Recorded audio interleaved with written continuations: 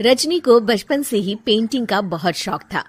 वो हमेशा से ही पेंटर बनना चाहती थी, पर उसके माँ और पिताजी ने उसको कभी भी इस चीज के लिए सपोर्ट नहीं किया और उसकी शादी नीरव से हो गई।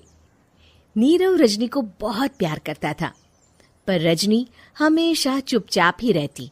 वो इस शादी से खुश नहीं थी। वो ये शादी नहीं करना चाहती थी। उसे तो हमेशा से पेंटर जो बनना था। अपने इस सपने को वो नहीं पूरा कर पाई, इसलिए वो हमेशा उदास रहती थी। रजनी, बहुत ही बढ़िया फिल्म लगी है, कल देखने चले? नहीं जी, कल मुझे बहुत काम है, मैं नहीं जा पाऊंगी। अच्छा तो कोई बात नहीं, संडे को चलते हैं। देखिए, मुझे फिल्म देखना पसंद नहीं है। आपको जाना है तो चले जाइए। नीरव को मना करके रजनी वहां से चली जाती है और अपने बैग को खोलकर उसमें बंद पड़े ब्रश और कलर्स को देखकर रोने लगती है। रजनी, चलो ना कहीं बाहर खाने चलते हैं, कुछ तुम्हारी पसंद का। जी, मुझे नहीं जाना, मेरी तबीयत ठीक नहीं है। रजनी वहां से चली जाती है। नीरव को समझ नहीं आता कि रजनी उससे इतना दूर क्यों रहती है। वो जब भी उसके साथ वक्त बिताना चाहता है, रजनी कोई ना कोई बहाना बना देती है। एक दिन घर पर कोई नहीं था। रजनी घर का सारा काम जल्दी से खत्म कर लेती है। घर पर अकेले होने के कारण वो सोचती है कि वो आज पेंटिंग करेगी। वो अपने कमरे में जाकर पेंट ब्रशेस और कलर्स निकालकर जैसे ही कलर मिक्स कर रही होती है कि दरवाजे पर बेल बज जाती है। अब कौन आ गया इस वक्त? इतनी मुश्किल से तो मुझे पेंट करने का मौका मिला है। रजनी दरवाजा खोलती है तो उसकी सास अपनी सहेलियों के साथ खड़ी होती है और सब घर के अंदर आ जाते हैं।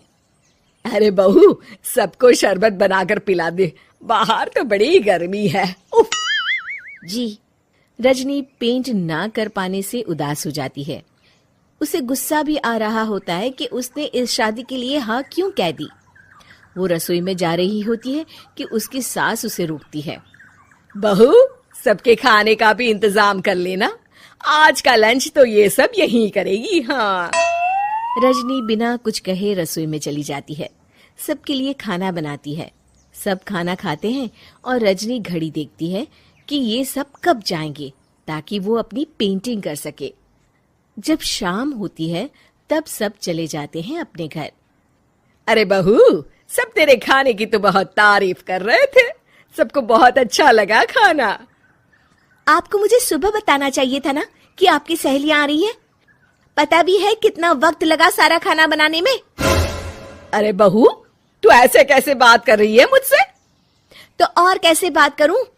मैं इस घर की कोई नौकरानी नहीं हूं कि इतना काम करूंगी। रजनी अपने कमरे में जाकर दरवाजा बंद कर लेती है। शाम को जब नीरव आता है तो उसकी माँ उसे पूरी घटना के बारे में बताती है। क्या रजनी ने आपसे इस तरह बात की माँ?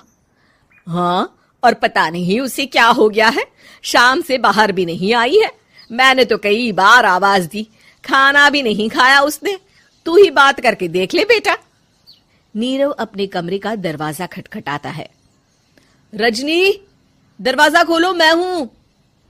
रजनी दरवाजा खोलती है और फिर वापस जाकर अपने बिस्तर पर लेट जाती है। रजनी, माँ से बात करने का ये क्या तरीका है? मैंने कोई गलत बात नहीं की है। अरे तुम क्यों ऐसे बर्ताव कर रही हो सबके साथ? क्या तुम इस शादी से खुश नहीं हो? रजनी कुछ नहीं बोलती। अरे बताओ मुझे रजनी, क्या ये शादी तुम्हारी मर्जी के खिलाफ हुई है? हाँ, मैं ये शादी कभी नहीं करना चाहती थी। तुमसे क्या, मैं किसी से भी शादी नहीं करना चाहती थी। रजनी रोने लगती है। चुप हो जाओ रजनी, बताओ मुझे, तुम क्यों नहीं करना चाहती थी शादी? रजनी बेड के नीचे से अपने पेंटिंग्स, कलर्स, ब्रश, पेपर्स निकालती है। इतने में उसकी सास भी कमरे में आ जाती है। ये देख रहे हो, ये थे मेरे सपने। मैं पेंटर बनना चाहती थी, पर माँ पापा ने कभी सपोर्ट नहीं किया और मेरी शादी करवा दी। मेरे सारे सपने टूट गए। हर वक्त बस गुस्सा आता रहता है मुझे। मैं जानती हूँ कि आप लोगों की इसमें कोई गलती नहीं है, पर मैं क्या करूं, मुझे समझ में नहीं आता।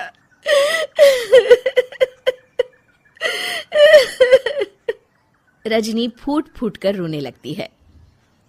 मुझे माफ कर दीजिए, आप दोनों के साथ मैं बहुत बुरा बर्ताव कर रही हूँ। अरे रजनी बेटा चुप हो जाओ तुम।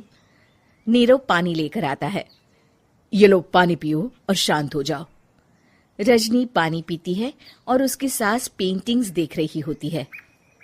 अरे नीरव, हमें तो पता ही नहीं था कि हमारी बहू कलाकार है। अरे कितनी अच्छी पेंटिंग्स बनाई है, देखो तो। ये वाली तो मैं अपने कमरे में ले जाऊंगी। आपको ये पेंटिंग्स अच्छी लगी? अच्छी नहीं, बहुत अच्छी लगी।